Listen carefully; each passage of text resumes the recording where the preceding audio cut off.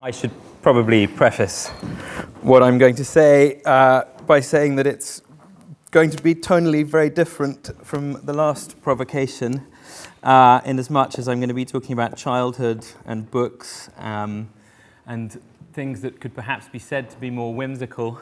But at least that's a relief for me in one sense, because I had worried that my provocation perhaps wasn't provocative enough. And I now know that it's going to provoke the hell out of Wojciech, at least. So with that in mind, I will also mention that something we talked about earlier was this question of the term nostalgia not being fit for purpose because it doesn't do what it says it does. And I think that probably speaks to what I'm going to say more than anything else that's been said so far. It's that sort of irreconcilability between what it seeks and what it cannot find that I'm hoping to celebrate with my provocation. And I've called it the Ecstasy of Impossibility. When I look back on the intensity of my early reading experience, I envy myself. It seems incredible to me now that I wantonly took down Dubliner's 1984, Catcher in the Rye, and The Great Gatsby in 1 week of illness when I was 14, or that there was a single holiday the following year when, one after the other, I dropped Crime and Punishment, The Picture of Dorian Gray, The Master and Margarita, and 100 Years of Solitude. I have perhaps allowed myself to forget the extent to which these experiences were greased with liberal applications of Stephen King and Jilly Cooper, but never mind that.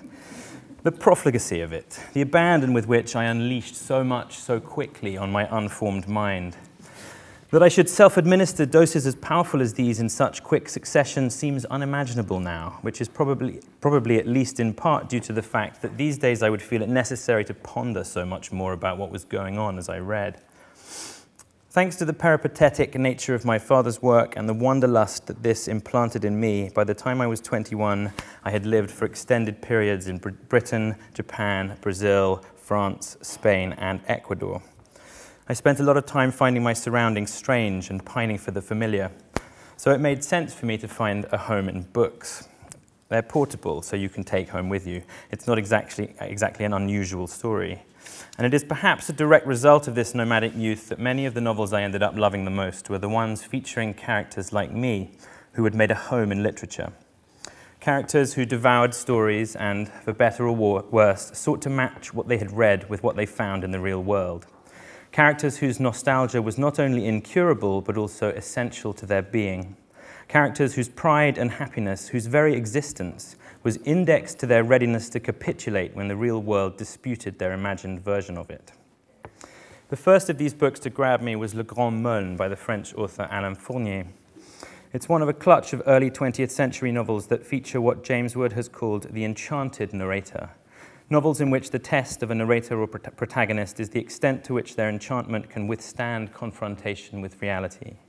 The Great Gatsby, Brideshead Revisited, and The Go-Between could all be said to belong to the same doomed fantasists club. Novels in which the author places himself inside the onlooker, admiring the fantasist who is his bolder analogue. But Meulne stands out because of the literary nature of his expectations. 17-year-old Augustin Meulne, reckless and romantic, becomes haunted by the memory of his chance encounter with a girl called Yvonne, whom he meets when he's absconded from school and stumbled on a costume party at a magical country estate, which becomes known in the novel as the Lost Domain. His fascination with the place derives from how it reminds him of the midsummer fates of his own childhood, a prelapsarian time before the death of his younger brother, who drowned when the two of them had bathed together in a polluted pool. The sight of the preparations for the wedding and the exotically costumed guests give him the notion that he is witnessing a better, which is to say, more literary version of himself. Quote, "In the figure dressed in the clothes of a romantic student, he saw another Meulne, not the schoolboy who had made off in a farmer's carriole, but a charming and fabulous creature out of a book one might receive as a prize." I recognized Meulne. I admired him and shared his longing. It was the first time I had seen depicted in a novel the effect which all of that miraculous early reading had had on me. The first time I had seen a character realize what I already knew myself, that through literature we can remember experiences we have never had.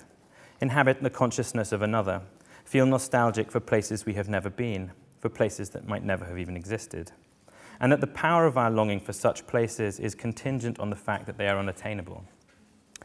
This was only the beginning. In time, my reading would bring me to greater works in which deluded characters naively attempt to apply in the world as it is the dreams that they have inherited from fiction. And the source code of this proclivity in the novel is to be found in Don Quixote. Before the ingenious gentleman of La Mancha, books were either true or not true. Fiction was indistinguishable from lying. The chivalric romances that so intoxicate our hero and make him want to live life in their image were not only widely attacked for their fantastical and escapist nature, they were feared. But stories featuring giants and stories should not only claim to be true, but use every stylistic device available to them to back up this assertion was considered to be both perverse and dangerous.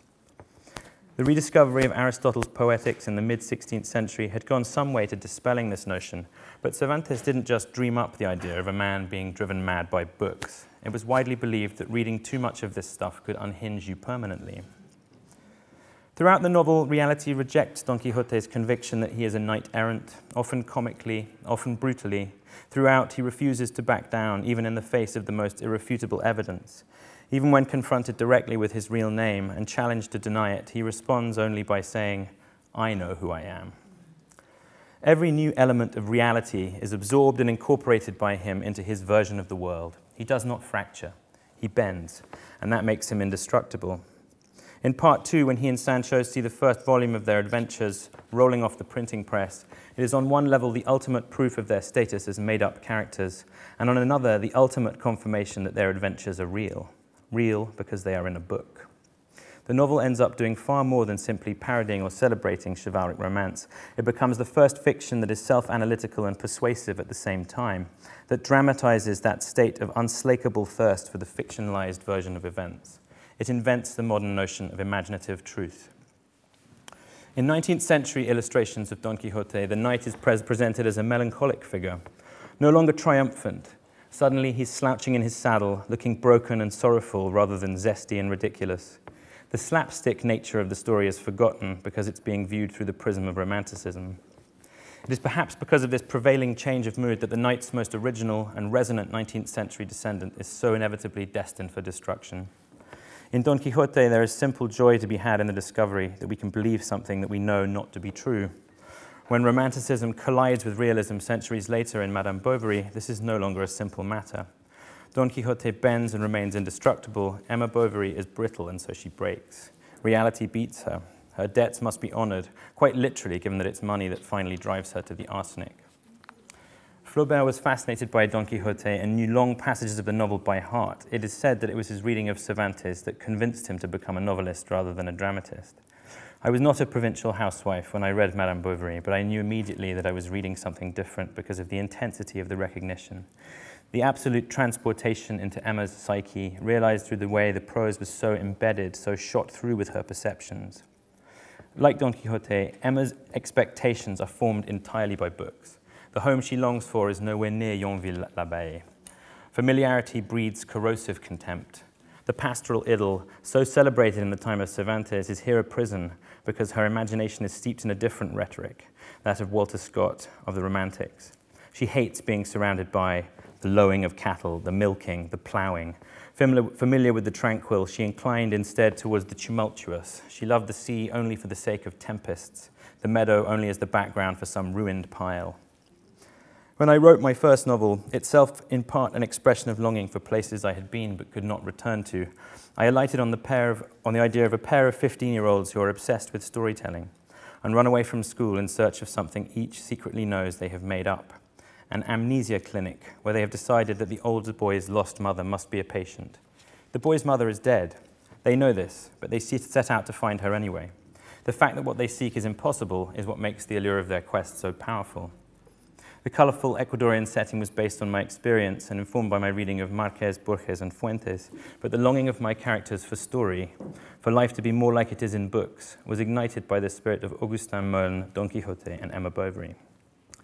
It would have done Emma good to get out more. Had she been transplanted to an absolutely foreign place, her distance from home might have leavened her contempt for it. We don't feel driven to define ourselves so forcefully when we are at home. Our sense of citizenship breeds complacency. The alien brings us closer to the familiar because we long for it, and its unattainability allows it to become perfect in our minds. It's like addiction. Because the yearning can never be satisfied, the energy it generates can never be exhausted. To quote Philip Larkin in his poem, The Importance of Elsewhere, this could never happen at home because here no elsewhere underwrites my existence. As a boy of 8, arriving at the British school in Sao Paulo, I was puzzled by the rhapsodies of my lifelong expatriate teachers when I casually mentioned day-to-day things from home, such as polo mints, or used expressions that were particularly local and therefore resonant to them. I dropped the phrase skew whiff into conversation once in a lesson and was fallen upon. There was a glee, almost a lustfulness to their enthusiasm that I found unsettling.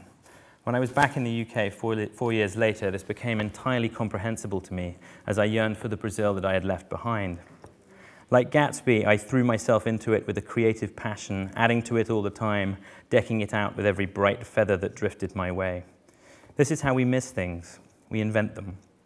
As Salman Rushdie has written of the lost Bombay of his childhood, if we do look back, we must also do so in the knowledge which gives rise to profound uncertainties, that our physical alienation almost inevitably means that we will not be capable of reclaiming precisely the thing that was lost, that we will, in short, create fictions, not actual cities or villages, but invisible ones, imaginary homelands, Indias of the mind.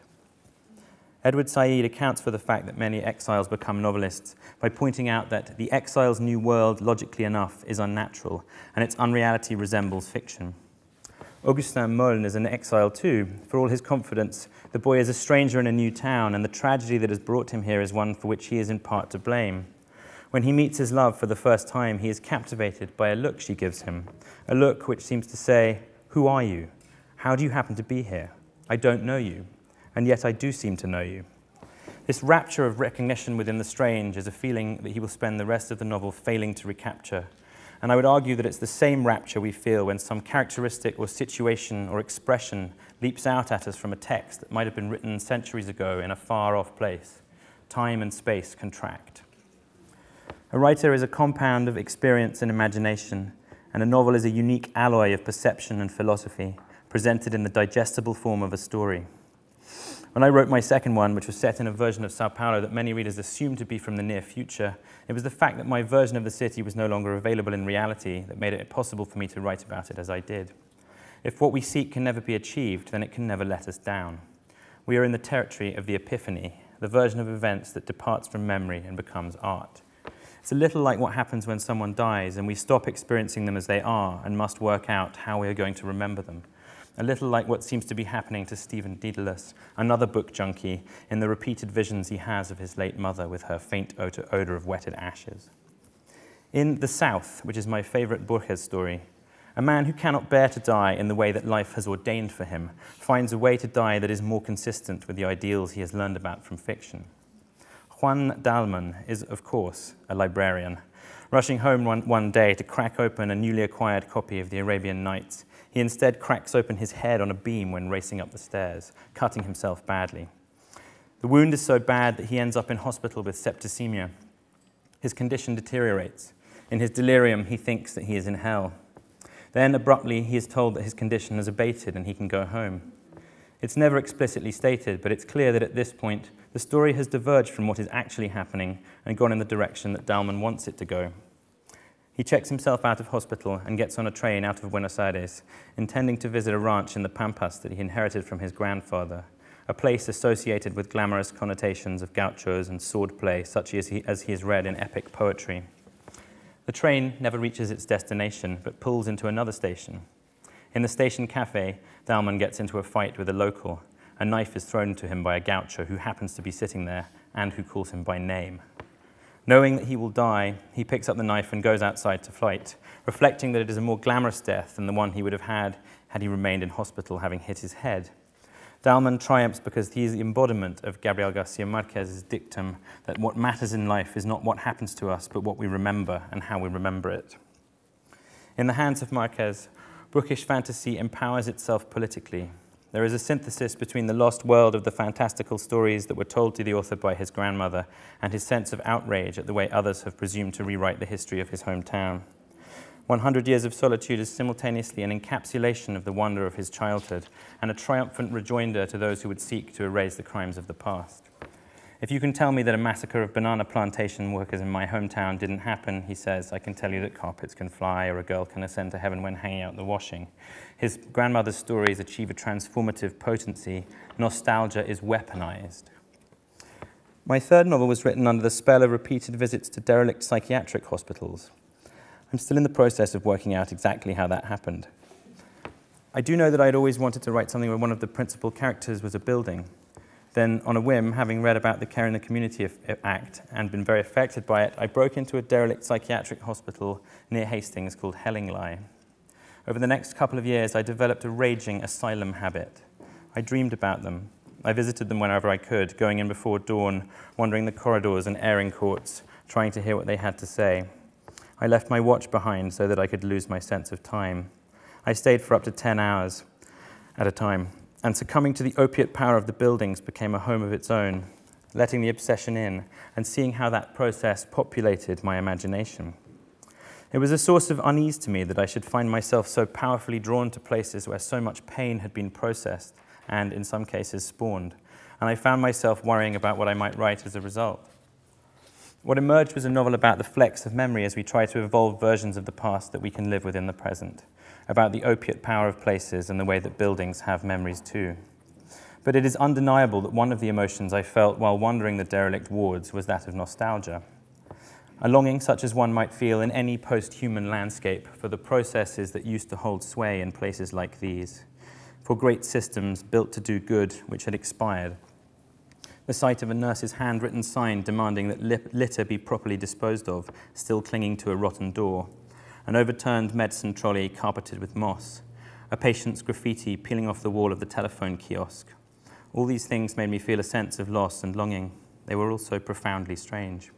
And I submit that this oscillation, this flickering between strangeness and recognition, the maintenance of fascination by never letting one state prevail over the other, is a quintessentially literary effect. Ruin lust is nostalgia too, be it expressed in paintings of Tintin Abbey and Pompeii, or in the activities of modern urban explorers who crave Chernobyl and Detroit. But it's simplistic to explain away such desire by saying that rupture begets pain which makes us yearn for what was before. Otherwise, we would only yearn for the time before the change and not seek so constantly to revisit the change itself. Is it too much to argue that Dickens' obsessions with orphans and debt and poverty, or J.G. Ballard's inability to stop revisiting empty swimming pools and crashed planes, stem from a version of nostalgia? Is it too much to suggest that the horror we feel at the sight of the skewed Statue of Liberty beached in the surf at the end of Planet of the Apes is a dangerously concentrated dose of nostalgia too?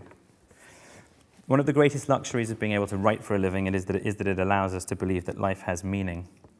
Life has a way of rejecting the order and wonder that we find in fiction, which only makes us desire them more ardently.